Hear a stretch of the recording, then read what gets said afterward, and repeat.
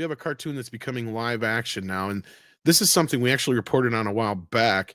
And I believed then that I think I said something like, I can believe they're doing it live action, but Kenneth Branagh is not going to be in charge of it or whatever. And he did come out and say, yeah, I'm not even involved in it. And that, of course, was Gargoyles. Now, Andre, how familiar are you with Gargoyles? I'm very familiar with the Sega game, which is fantastic. Actually, that's one of like the best Sega games there are. It's a Disney-based Sega game. Nearly all of those are great to begin with. It came late in the Sega Mega Drive's life cycle, so it's really technically advanced, looks amazing, plays amazing. I know of the animated series. I know it has a bunch of Star Trek cast in it, but I've never seen an episode. Yeah, it came out a little bit after my time. I've seen a few episodes. I got to imagine. I wonder if you, Script, are a little bit more familiar with it.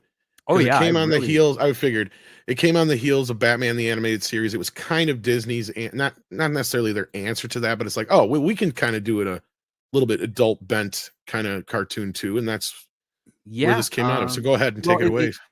The Gargoyles is a great example of a show that is written for children and adults because it deals with great Scottish myth and lore.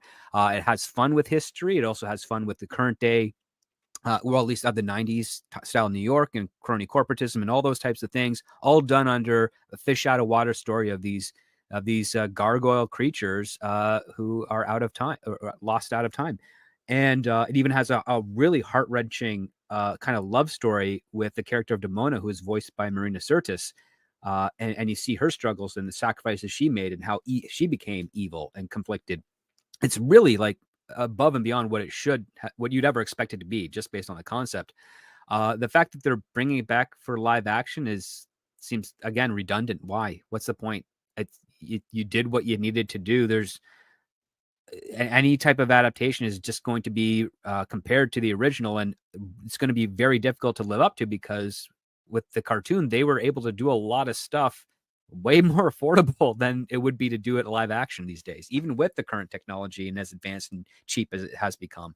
It almost just seems like just give us an HD remaster of the original cartoon and re-release it. You'll make just as much money, if not more, than you would readapting it live action. Because what are you going to do? You got to get Keith Edwards? No, not Keith David. Sorry, Keith David to voice Goliath. Like, I would love if he came back to do it, but I mean, it's going to be weird. They're not going to do that. They're going to get another actor or a CG stunt double and get someone cheaper. And yeah, it's not. Yeah. I don't know. I'm wary of Disney doing anything adaptation-wise right now. With it. And hopefully this does mean that they're going to remaster it in high definition anyway, because they'll want the original on Disney Plus just to capitalize on it. That should be done. But the interesting thing to me here is that it comes from James Wan's Atomic Monster. So that means they have gone to someone external to do it.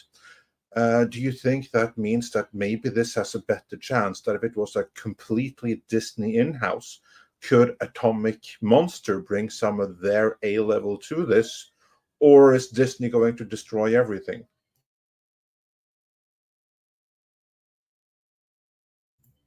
What say you?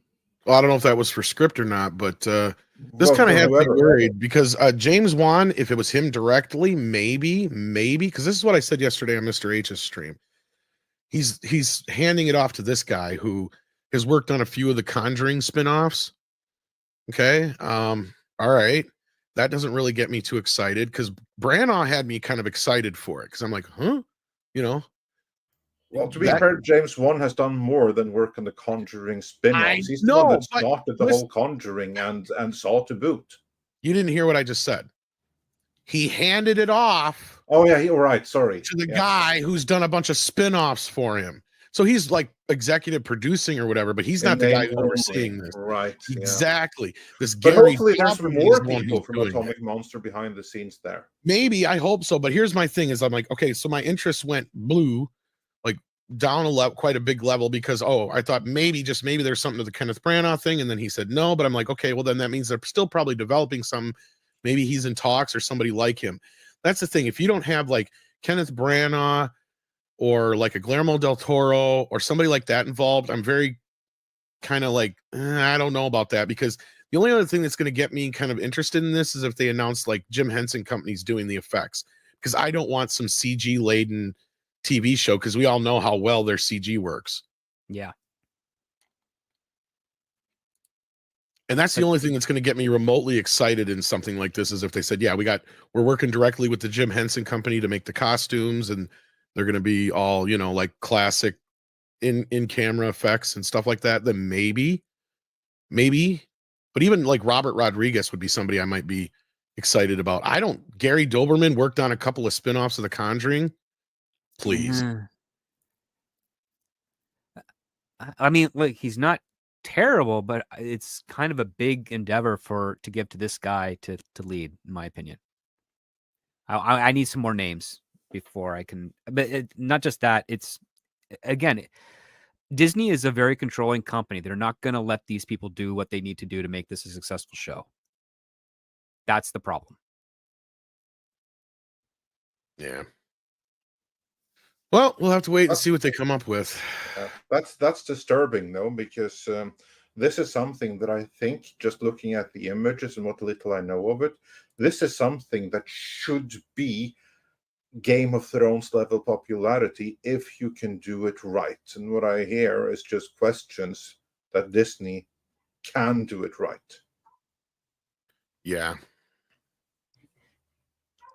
I don't know if they can. And I'm not so sure Gary's powerful enough to get it done.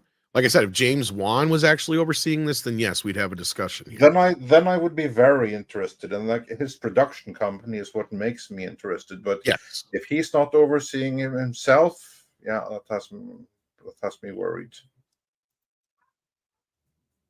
That has me worried. Well, that's my reading of the situation. We'll have to see how it goes, if he has more to do with things when we go forward with this. But now that was kind of a interesting story, though. But Doberman will write, executive produce, and showrun the series. So there's your answer on that. Well, I could think of worse. Yeah, but and Juan and Michael Clear, executive producers. Mm. I loved Script's little. Not stimulating me. Exactly. He knows exactly how I feel right now. Like, yeah. I mean, if this was over at Warner Brothers and you had that team, I'd be like, okay, I'd be curious. Yeah. No way, Disney. No. It's amazing how badly Disney has screwed their brand. The moment we hear something from them, we're like, oh no, Disney's going to screw it up. That's not much confidence they have built over the years. This is something I would actually get excited for, and I know you would too, and obviously Script would too, if it was something that we could do. Like, oh yeah, yeah. Like, to me, I'm just disappointed of the waste of potential, because I know that this has the potential to be amazing in the right hands. And that's the question here. With Disney, we just take for granted it's not in the right hands. Yeah. Sadly, I think that's the case. But moving on. This clip was taken from Midnight's Edge in the Morning, which streams live every Monday, Wednesday, and Friday at 9 a.m. Pacific Time on the Midnight's Edge main channel. There, you can send in your live questions and comments before clips and full stream replays are uploaded to Midnight's Edge live archives. We are also on Twitter, Rumble, Odyssey, and Facebook, so smash that like, help share, subscribe, and join us.